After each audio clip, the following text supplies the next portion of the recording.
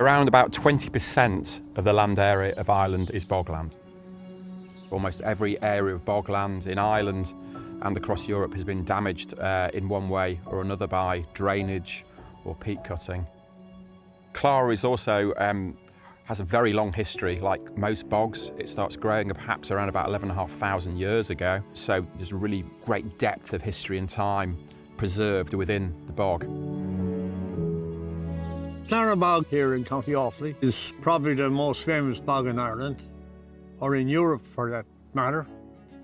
In ancient Celtic time, it was very much a spiritual place. But in terms of the industrial aspect of it here in Clara and in the Midlands, it was used predominantly to provide turf and heat for the people.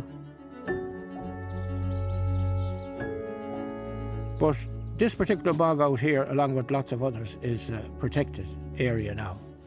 And to be honest, from what we know, technically and scientifically, is that it's the greatest carbon sink for storing carbon, which today seems to be a matter of great concern.